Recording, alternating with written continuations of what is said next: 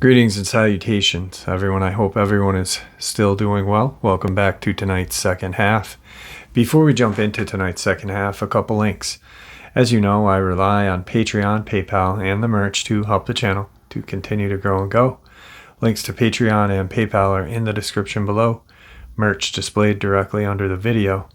Also, Dogman Frightening Encounters, Volume 1 through 3, the audiobook versions. They were written and researched by Tom Lyons, narrated and produced by me, Jeff Nadolny. Those audiobooks are available on Audible, Amazon, and iTunes, links to which are also in the description as well.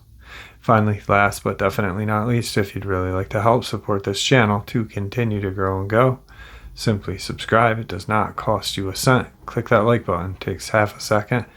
If you don't want to miss out on any of the informative uploads I put out daily, click that bell icon, and folks, please leave a comment. Why? Well, because all these things, they really do help this channel to continue to grow and go. And folks, they definitely do matter. Now, everyone, I have taken far too much of your time. Let's jump into tonight's second half, shall we? Today's first worldwide Dogman subscriber submission. Hello Jeff, new sub here. I stumbled onto your channel doing some searches on Dogman. Great stuff, really enjoying the encounters. I had an encounter of my own. I was really young, like 4, so the details have always been hard to get straight into my mind. It's kind of a long story, and I recently got the courage to bring it up to my older brother and my dad. My older brother, who was 6, completely confirmed it. My dad had a slightly different take, but both confirmed something very weird did happen. So here it goes. I grew up in Canterbury, Belmore, New South Wales, just west of Sydney in the early 80s. Suburban family homes everywhere. No forest close, but everyone had a really big backyard. My dad, being a carpenter, had built this tree house about 25 feet up in this old camphor laurel tree. He's a great dad. So my brother and I were always outside every afternoon playing all sorts of games and just having fun together. It was the 80s, so it wasn't unusual for us kids to be out by ourselves until the streetlights came on. The house had a big gully, that's what we called it. It ran along the back of the property. We had a 6-foot hardwood fence all around, so we were pretty safe. The gully was the old milk run, and basically where they used to clean people's bedpans, etc. from back in the day. It was overgrown with weeds and was mostly a swale drain. About 8 feet wide, and on the other side was the backyard to our rear neighbor. We used to run down it and go to other friends' houses up and down. Some had gates to go through, and others we had to get some cinder blocks so we could climb over the fence. We'd see dead chickens and cats and dogs all the time, ripped up and not completely consumed, but it was fairly regular to see. And we paid no mind to it, really. Maybe poked them with a stick every now and then. They most likely looked like they had been killed, not really eaten.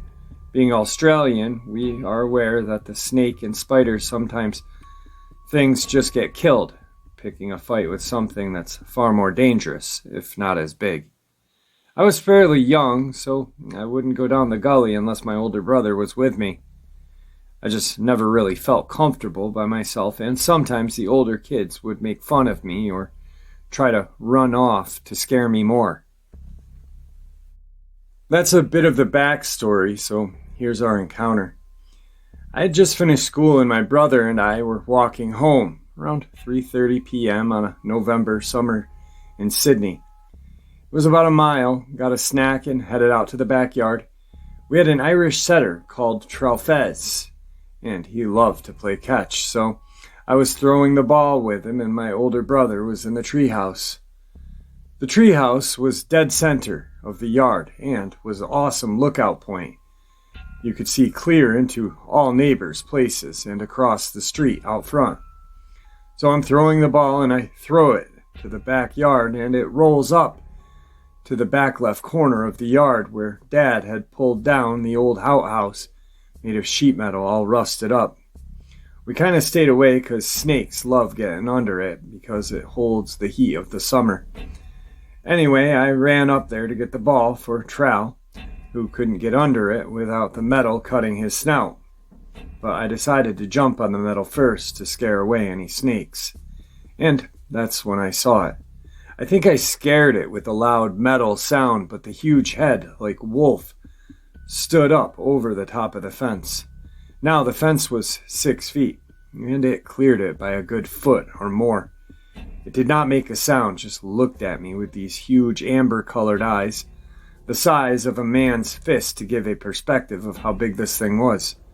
Instant fear gripped me, a fear that froze me, but I was a pretty brave kid, and it's like I instantly knew the fear was not really my own, but somehow this thing was trying to make me feel more fearful. Somehow, if that makes any sense. It was maybe looking at me for 3 seconds or so, which felt like a long time. I called out to my brother, Jake. Nothing came out of my mouth, so I tried again, never looking away. This time, I got a whisper and slowly got louder, Jake. He immediately started yelling for Dad. As soon as Jake called out to Dad, the Dogman dropped eyed contact with me and dropped below the fence line. I immediately felt better, jumping up the fence to look down the gully to see this Dogman running. It was already 60 to 70 yards up the gully. Dad came out, thought it was some older kids who had been having some water bomb wars with. Now, that's just the start, because here is where the real paranormal stuff started. About 2 days after the encounter one night, at like 3 in the morning, I woke up to heavy breathing. It was just like Darth Vader from Star Wars. Obviously, I was scared of it as a kid. Mechanical breathing and footsteps. Deep, deliberate steps. Not too loud, but you could hear someone slowly walking down the hallway. My older brother and I share a bedroom and had bunk beds. He had the top, and I had the bottom bunk, of course, being the younger brother. Immediately, I was gripped with fear.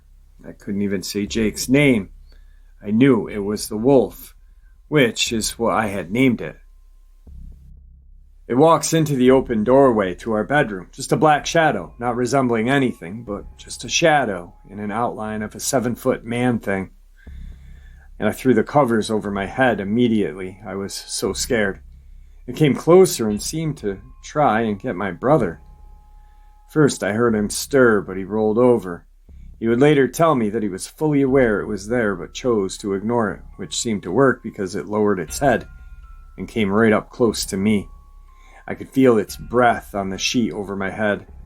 It stayed like that the entire night until light came. I was exhausted once it finally left, and I jumped up and cuddled him with my mom and dad in their bed. This would go on for years. I learned not to pull the covers over my head, and it would just stay in the doorway. I would close the door when we went to bed only to wake up and find it open. Dad or Mom would open it just so they could keep an ear on me and my brother. It became a thing where I wouldn't sleep unless my dad was there with me. I'd wake up and hear the breathing and make Dad come and stay in my room with us. We would move house a lot. My parents got divorced. This thing would go away.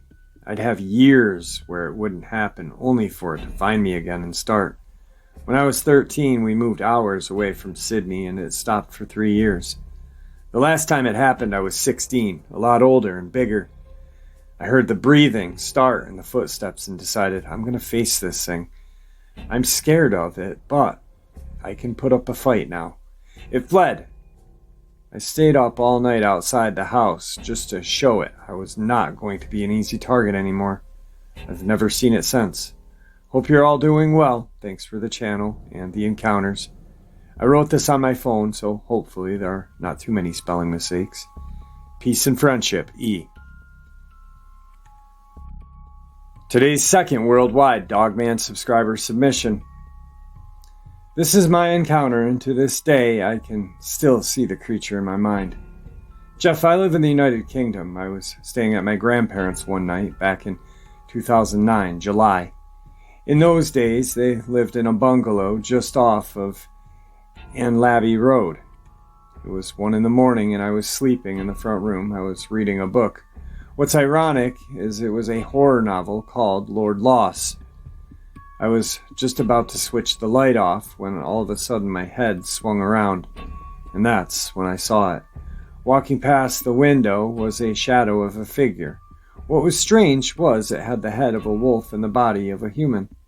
The hands were not normal, they were claws, and they curled around at about 30 centimeters long. I was terrified. I didn't know what it was. It walked without looking in. What was strange about this is its head was barely visible from the window.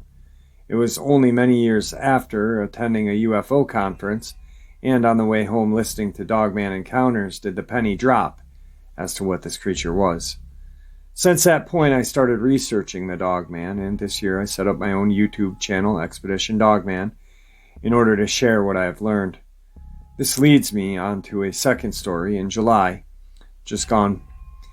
Me and my friend went out to the Bromston Drain to track down Old Stinker, the beast of Bromston Drain. So, when we got there, we played some Dogman howls to try to get the creature out. Unfortunately, we couldn't, but we did find a footprint and a den. As we were shooting footage for the den, we heard a growl. In the field opposite of the drain was horses. They got spooked and tried to block off the nearby bridge. It was only a couple weeks later I sent the footage to a friend in America. When he sent it back, you could clearly see it hiding in the trees. This is my tale, and to those of you listening, these creatures are very much real. Please be careful if you do see a Dogman. Today's third worldwide subscriber submission. Hey Jeff, how are you? Most of the world does not know that there is more than one race in Japan. The modern Japanese that we are familiar with in the United States, we call Yayo. My ancestors are called Joman. We look different than the Yayo, in a way that we are taller with longer arms, leg length to height ratio, and our eyes are different, in that we have a fold in our lid. High cheekbones, square jawlines, we are the indigenous people of Japan. The Yayo, which are the dominant race of Japan now, called us earth spiders, as a derogatory term. The Japanese today tell of a monster that dwelled in Japan when they came to the islands. They still tell of this monster called Tsuch Aigomo, which appears as a beautiful woman or fairy-like child. But its other form is that of a giant hairy spider with stripes. The legends say Tsuch Aigomo would invite a man into their home, feed them, and then offer them shelter. The man would then fall ill, and the Tsuchagomo in human form would continue to care for the victim as they grew weaker over days and weeks. In one account, the warrior awoke in a delirium, found himself in a room covered in thick web. He struck out, and wounding the monster, causing it to flee. He and his men followed the blood trail to the cave and discovered the body of the giant spider. In other tales, the Tsuchagomo is spared and swore to serve the warrior and be bound till they have saved that warrior 3 times. The story often having the Tsuchagomo traveling and battling in human form, killing other demons in order to keep the warrior safe. In one story, the Kitsune, who is a fox and man, seeing the Tsuchagomo humbled by a human, agrees to also help, just for the enjoyment of watching a Tsuchagomo service a human.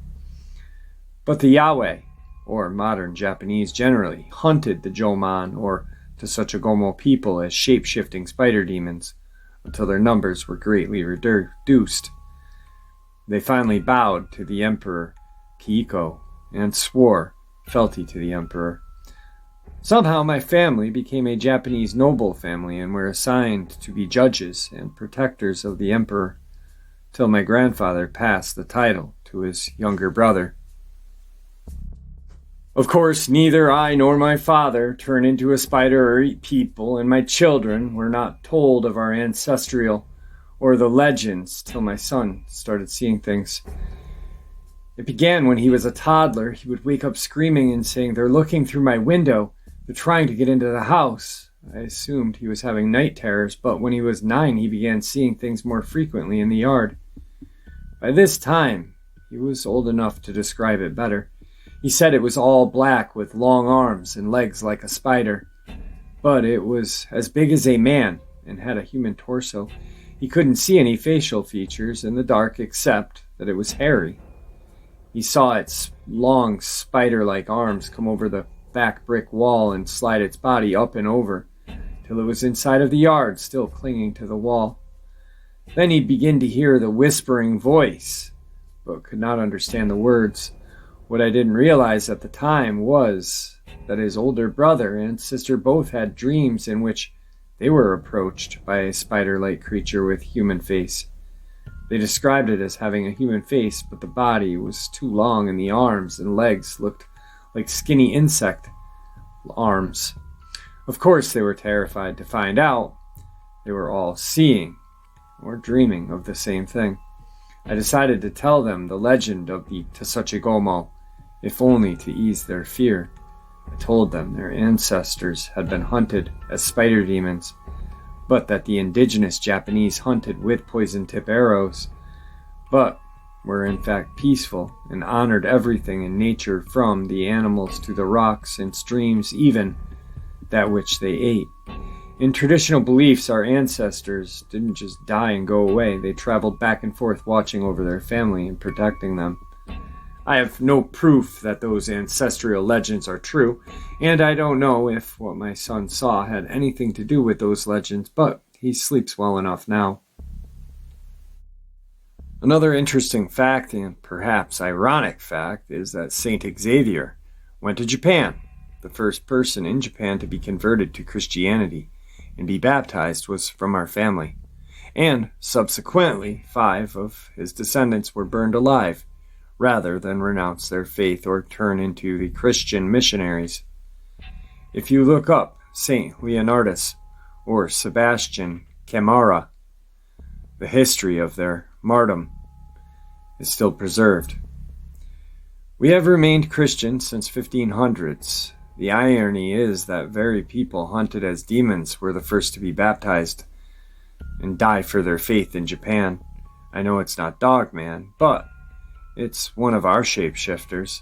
I wish you and your family a safe and peaceful night. Same sub, different email. Good evening, Jeff. I'm just gearing up and going on duty. Of course, I always listen to your show as I get ready. I'm an armed security contractor for the federal government, and one of my partners is also a prior military vet who served as an intelligence officer, and although we are both in the Navy, worked together for Homeland Security, and now as contractors, he only recently decided to tell me about an encounter he had several years ago. He is a man of few words, and will listen to your show with me sometimes without saying a word. A few months ago, after listening, he quietly said, "Why are white men seeing these things now?" He is Native American, explained that the tribes don't share most of their stories. A couple of weeks later, after another show, he slowly began to tell me his story. After he had finished his military service, he and his cousin were driving through tribal land, and they saw a deer on the side of the road. It was late and dark, but what caught his attention was its horn rack. He said it was massive, and as he looked at it, it began to stand up on hind legs and turned to watch them. He says him and his cousin uttered some profanities and sped by till they reached a gas station. He told the cashier he had seen something strange, and the cashier asked him to describe what he'd seen. When he did, the cashier told him that he had seen the devil. I'll need to ask him what else he was told about it, and where exactly this took place. I'm not sure how he felt about me sharing his story, but I'll ask him for more details. I'll share my indigenous Japanese stories as with him as well, and that is often how we pass our shift. If he is willing to give more details and allows me to share his stories, I most certainly will. Thank you for your work on this channel, and I will continuously listen while I'm gearing up for work.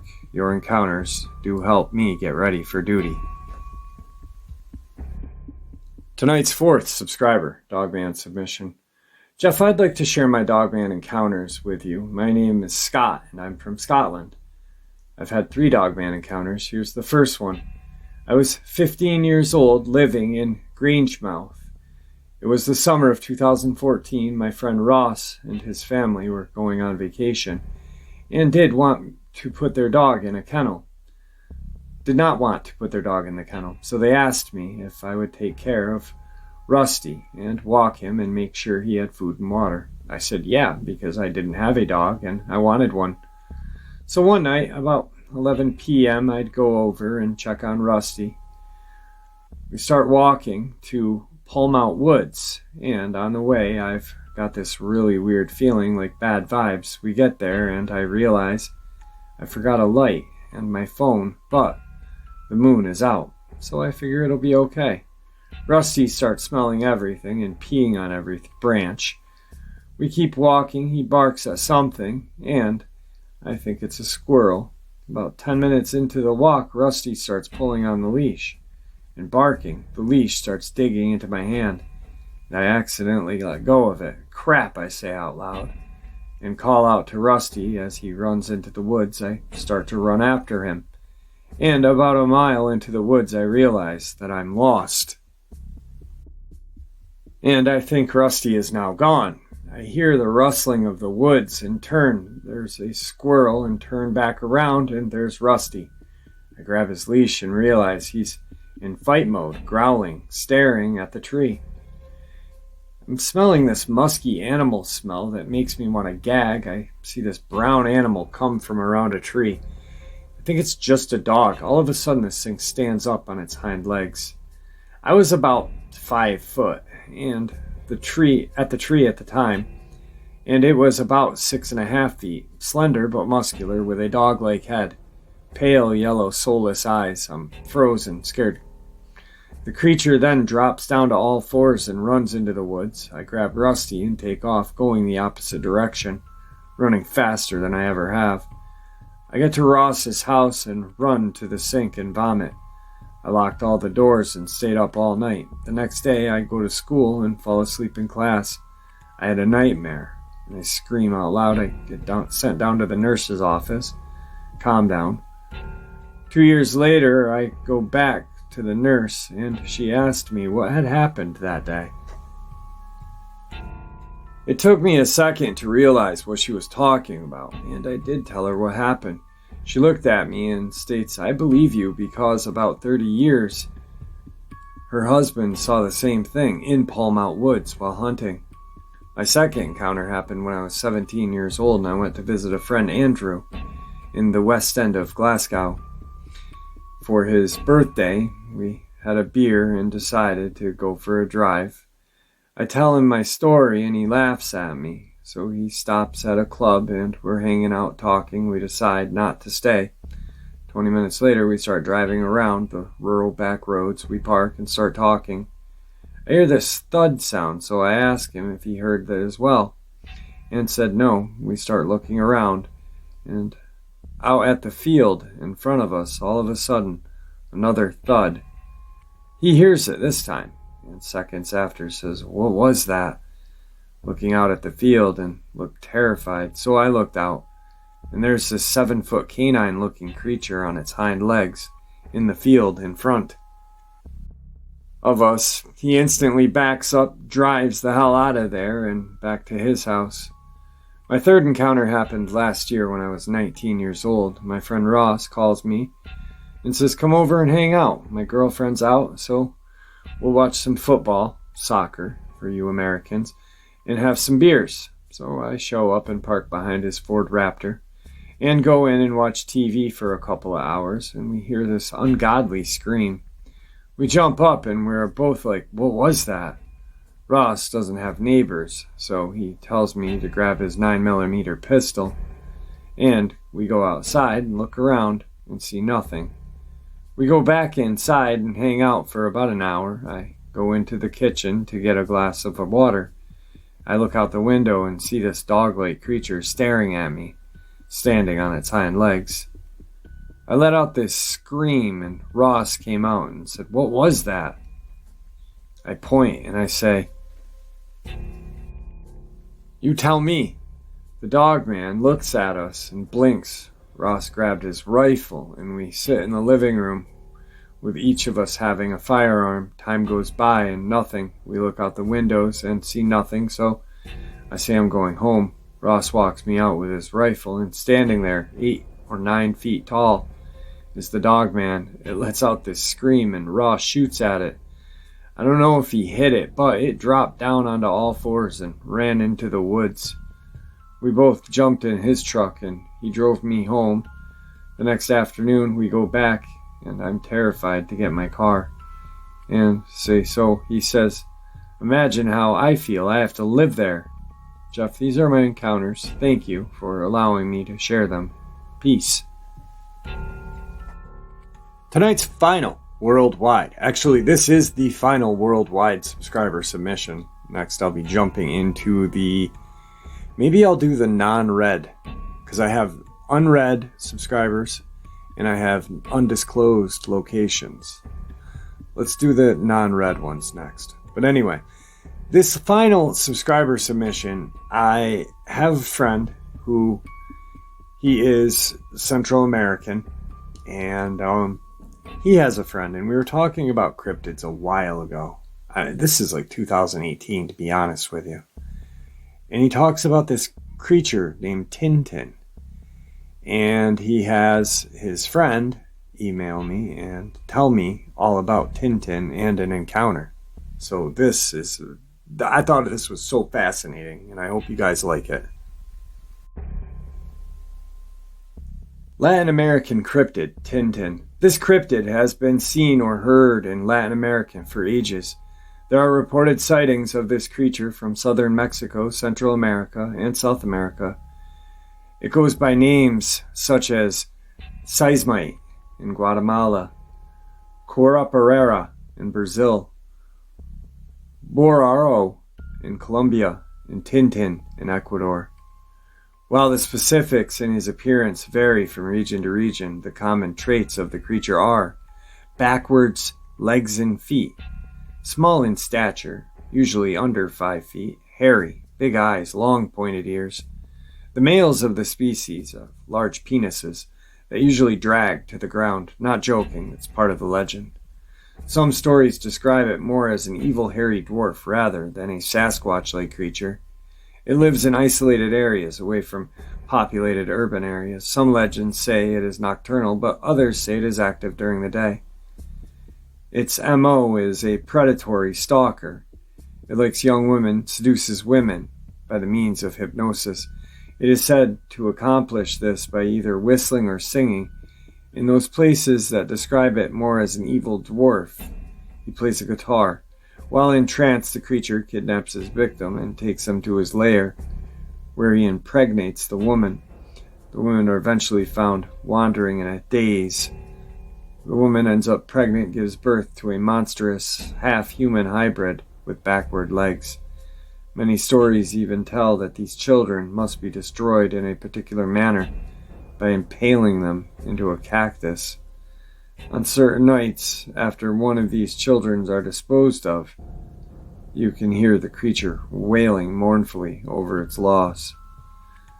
This must be done or the creature will return and steal and abuse more women in the area in order to procreate. Some legends say that the creature will kidnap the hybrid children when it's born and raise it itself. The legends are all over the place on if and how it can be killed. Some say it's an immortal creature, while others claim to have killed it by conventional means, such as shooting it with a gun. Ecuadorian encounter of Tintin. This encounter was told to me back in November of 2014. I was visiting family in Ecuador, which is in South America. We were visiting the cousin of my mother's in a mountain area where they had their home. A friend of my mom's reminded my mom not to wander into the hills after dark because of the Tintin. My mother had told my brothers fairy tales about this creature when they were young. I laughed at this, but the gentleman in question told us not to dismiss this as an old wives' tale. He said the local authorities get lots of people turning up missing and down these local mountain villages under mysterious circumstances. They are never heard from again.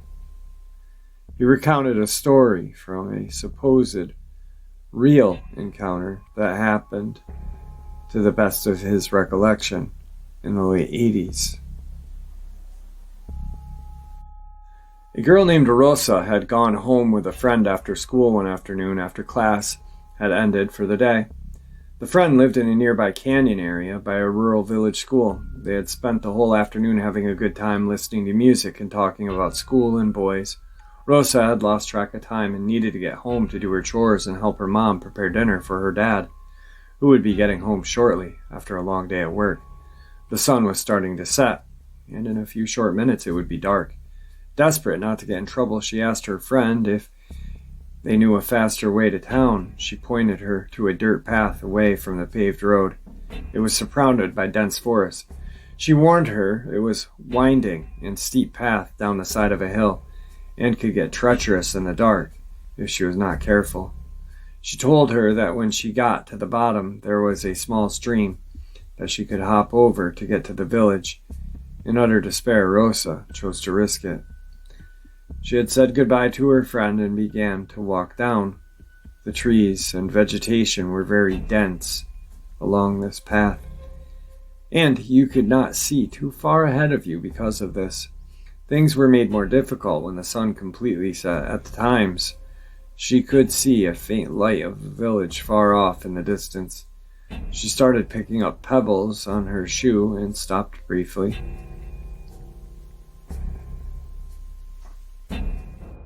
Her body began to feel heavy. In spite of the fact she knew she was terrified, she found herself unable to move. The creature emerged from the brush. It was a short, hairy beast. It only came up to her waist. It had a wide head and long, pointed ears that jutted from the side of its head. Most horrific of all was its feet. They were turned backwards. She somehow was able to scream, and this startled the creature, and it stopped whistling. She then, filled with fear, was able to run. As she ran down the remainder of the hill, she could hear its footsteps behind her. She also heard it laugh out loud in this high-pitched squeal. She got to the stream at the bottom of the hill and quickly jumped over it and ran to the outskirts of the village. She only turned once to see its glowing eyes. It was standing there just before the stream, watching her. She told her parents and the locals of what had happened. One version of the story claims that the creature had hypnotized her and tried to assault her. She only remembers escaping after she had been assaulted by this thing. She also says that she had gotten pregnant from this encounter, but disposed of the baby after giving birth to a half-human, half-demon child. She left the village shortly thereafter. Alright folks, a little while more and we will be in our live stream. Looking forward to that. I hope you all enjoyed tonight's second half as much as I enjoyed sharing it with you. I'd like to thank you all for supporting this channel. Your support is what makes this channel so special and what makes it continue to grow and go. Guys, with that being said, please stay safe, happy, healthy, and ever vigilant, keeping an eye on your children, your pets, your family and friends. Stay safe, and God bless you all.